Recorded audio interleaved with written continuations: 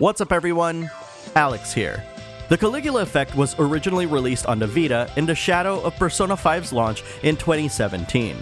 An ambitious title in its own right, the game was plagued with performance issues due to the Vita's low power, coupled with a confusing user interface that made it difficult for players to sync into the battle system. With the Caligula Effect Overdose, the developers are giving the game another go. Do the game's numerous additions and updates make it worth checking out? Let's jump into the virtual world of Mobius and find out, as we review the Caligula Effect Overdose hours later. In the Caligula Effect Overdose, you play the role of the president of the Go Home Club, a secret organization of students whose goal is to return to the real world after being imprisoned in the virtual world of Mobius. Originally envisioned as an escape from reality, the virtual doll, Mew, determined that visitors would be better off living their fantasies and dreams permanently in Mobius, in exchange for loyalty and servitude towards her and her ostinato musicians.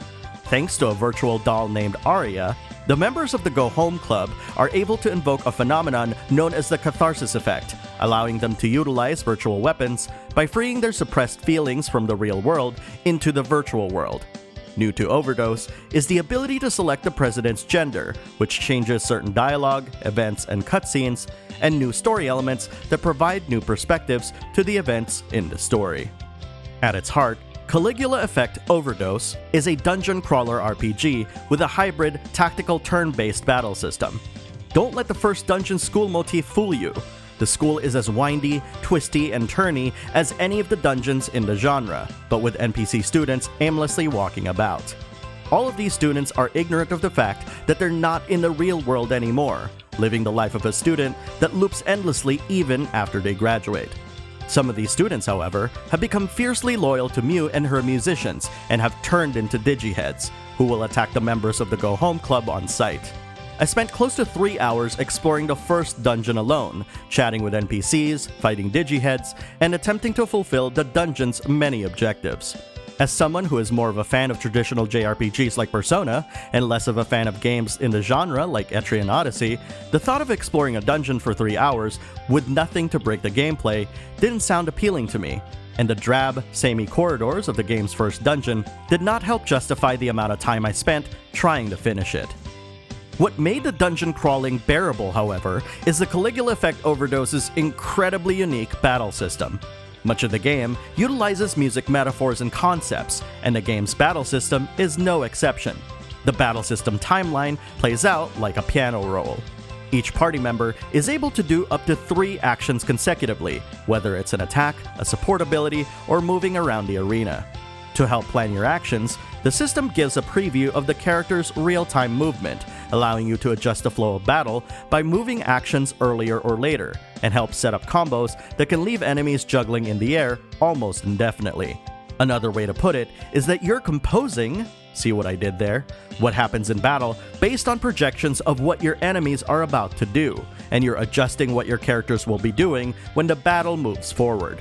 Mastering the system allows players to set up some incredibly ornate juggle combos, shield breaks, and counters that remind me of the satisfaction of successfully executing combos in character action games like Devil May Cry, albeit via turn-based gameplay. There's nothing quite like interrupting an opponent's attack by countering it, with the rest of your party members attacking said enemy as they slowly fall to the ground. All in all, this battle system is one of the main reasons why I kept coming back to this game, and both fans of traditional and tactical RPGs will find a lot to like here. One of the criticisms of the original game was that battles tend to last for a while, thanks to the battle system containing elements from tactical RPGs. Movement within the battlefield is important in the Caligula Effect Overdose, and properly positioning your party members can prevent them from getting stunned mid-attack. But there are some battles, however, where you don't necessarily need to meticulously position your members on screen. In order to speed things up, the Caligula Effect Overdose includes an auto option that allows players to just input your protagonist's commands, with the AI filling in the actions of the rest of the party. The setting stays on for any battle you encounter afterwards, with the option turning off automatically for both mini-boss and boss battles. The game can be a bit too easy on normal, however, as I was able to defeat the bosses of the first 2 dungeons within the first turn. That said, you can toggle the difficulty of the game at any time while in the system menu, and I highly recommend veterans of the genre to set the difficulty on hard.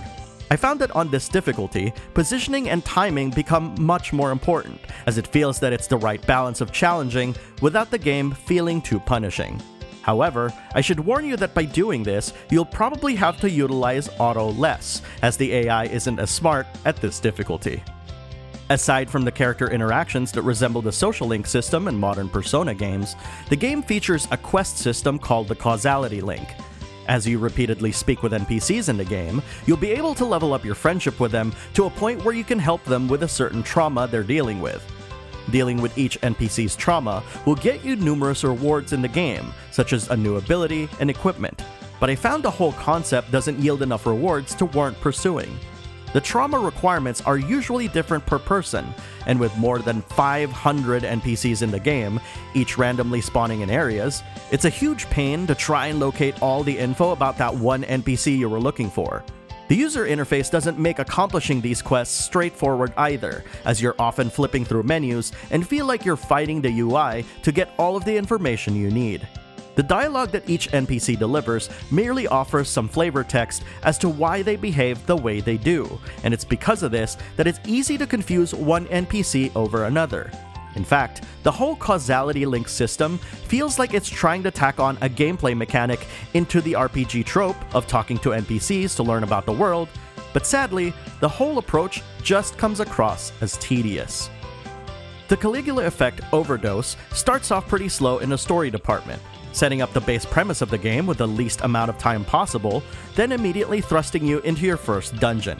After completing this dungeon, the story begins to take shape, and you'll learn more about the ostinato musicians, the events happening in the real world, and what each Go Home member's traumas are. There's a lot of really good storytelling and character moments to dive into, with the new characters, scenarios, and perspectives unique to Overdose really giving players a lot to think about. And maybe it's because I don't generally watch or play a lot of media that utilize a virtual world or game as the primary setting for their story, but I found that the way the game talks about what our virtual selves are compared to our real-world counterparts truly fascinating, and helped push me to keep playing to find out what else the game had to say about that. The quote-unquote new perspective offered by Overdose truly makes you question whether how you're going about going home is the right way to do so, and those small interactions that reinforce this question are actually some of my favorite moments in the game. Having played the original Caligula Effect, I first thought that I wasn't going to enjoy my time with Overdose, but having played through the game in its entirety, I've come out on the other side really enjoying a lot of what I played.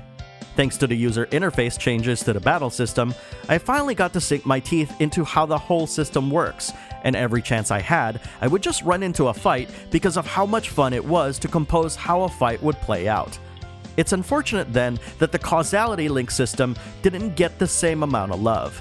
That said, I never thought that I'd actually like a dungeon crawler RPG as much as I have with Overdose, and experiencing the story and meeting the game's many memorable characters and enemies really helped cement that feeling.